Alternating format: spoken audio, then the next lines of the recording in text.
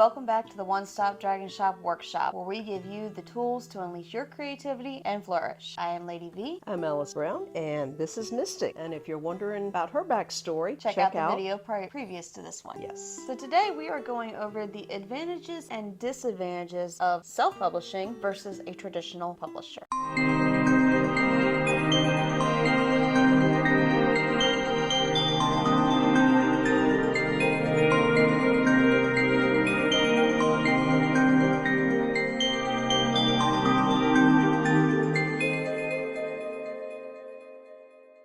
Specifically what we call B publishers, because there's only 5 main publishers. They are very, very difficult to get in, but even so, even if you manage to get a hold of one of those and get in, some of these same rules that we're going to be going over apply to them as well. But today we're specifically going to be discussing your B publishers, your independent publishers. Independent publishers do not necessarily mean that you're going to have your book in, let's say, Walmart, Target, Barnes & Nobles, but it does give you a little bit more advantage, or at least a little bit of more of the heavy work is taken directly off of you versus doing everything yourself. True. They will, more times than not, they'll help you get the cover or do a cover for you. Please know that you are somewhat restricted in that cover. If you don't like what they choose, you don't have a lot of say-so most of the time, not without a fight on your hands. So we've ran into that ourselves in the past. They also will edit the book for you. Again, please know that quite often most of these do not hire professional editors. You may get stuck with somebody editing your book that's just another writer. That's happened too. So, their expenses,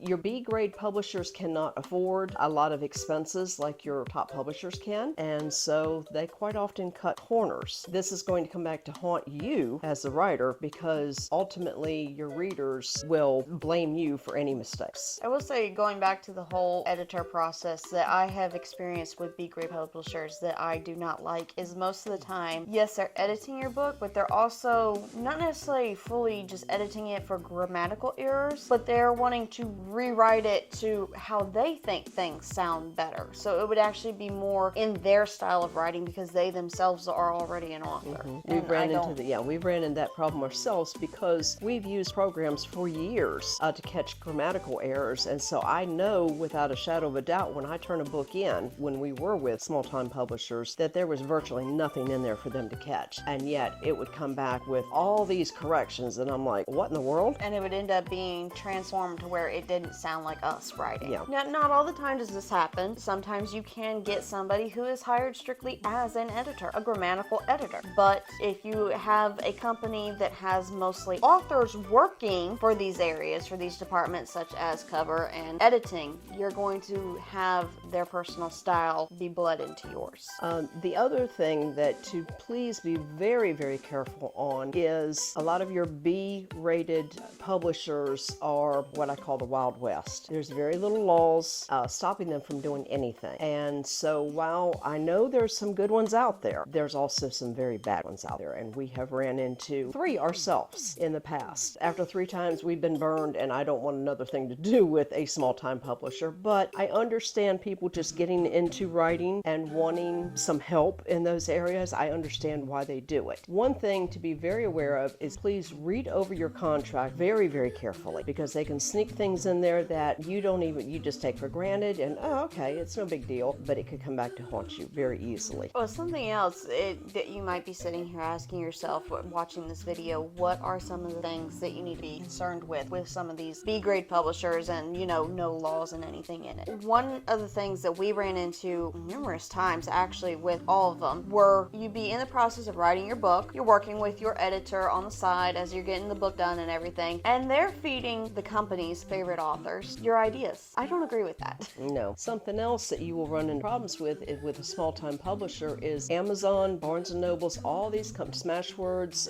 all these companies that help publish your book and get it out there. They don't talk to you. They talk to the publisher. When you sign with a contractor or with a publisher, you give up the rights rights, a lot of rights to that book. It is theirs. And big companies will work with your publisher, but not you. So if there is, this is where a lot of people run into problems because these publishers can take advantage of you. No record, no tracking No, as nothing. to how many books you've sold, how much profit you've made, none of it. I'm going to go back to when we first published Vampires Among Us, and this is many, many years ago when we were with a small-time publisher. That, I believe, was over 13 years ago. I believe so. Wow. But the company we were with, they had the book on their site, their website, for like the first, I want to say 6 weeks, if I'm not mistaken, before they put it over on Amazon. And the reason for that is because you got a bigger writer, got a bigger percentage Through their own through personal their own site. versus once it goes to Amazon, then it has to be split 3 ways, not 2 ways.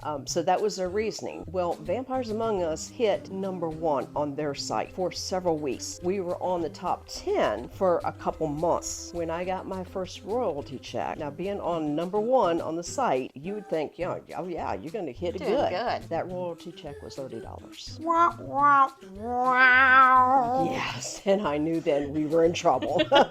We were in trouble. They're not required to show you anything from Amazon. They're not required to show you anything from Barnes & Nobles. They can simply type something up, make it look good. Here it is. Here's your percentage. Bye. And you really have no leg to stand on whatsoever. Another thing that B-grade publishers tend to follow along with is your hot trends. And back in the day, during these times when we were doing B-grade publishers, you had a couple different tropes, is what they're now called. Your motorcycle romances your were MCs huge. were huge.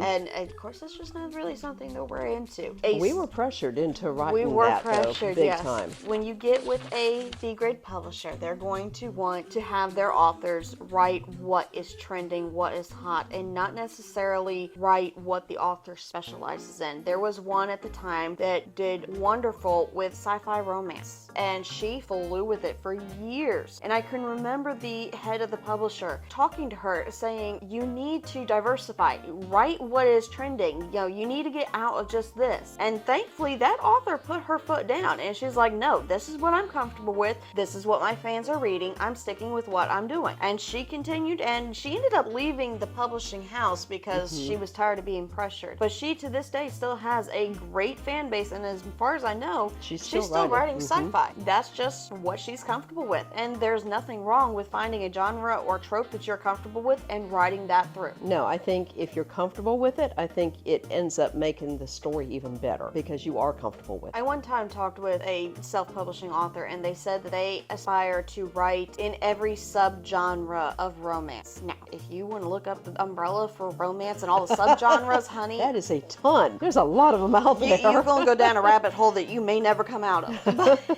And congratulations to her. And I remember thinking when she told me that, going, that is such an amazing feat to want It to is. conquer. And if you are comfortable writing all those, then bravo to you. Yes. I can't personally say I would feel comfortable, simply because I am personally more drawn towards fantasy, romantasy, and paranormal romance. That's what I read, that's what I prefer to read, and that is therefore what I prefer to write. I think people who have a wider range of what they like to read are more likely to write wider range. She probably can, because she said she did read pretty much every genre that was under the romance umbrella. And when I'm talking about an umbrella, you can have some fun with this. Look it up online. You can look up each main category, which would be your horror, your romance, fantasy, and then look up the subgenres under each one. And there are so many. And it's constantly growing. Every single time that there is a new trend or a new fad that comes out, there's a new subgenre that gets added.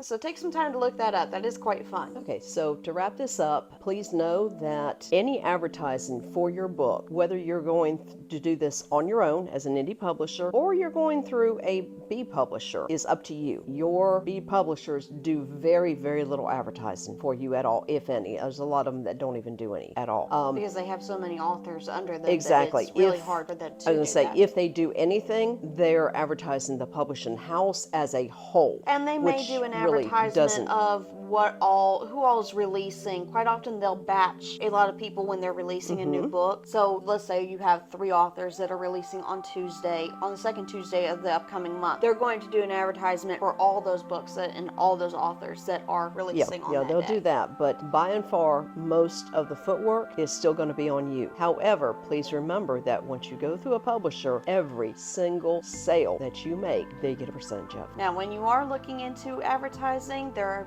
many ways that you can get help on this, even on your own. Check out Canva and BookBrush. They have wonderful mock-ups for doing your own advertisement, and I would highly suggest that. And we'll most likely go through a couple videos later on down the road Yeah, to on some of the go into this. advertising ways. Yeah, that's a We great idea. we design all of our own advertisements for our books. So So that's going to wrap it up for this week. yes, so thank you for joining us, sleepy little mystic. And until next time, don't stop learning and never stop dreaming.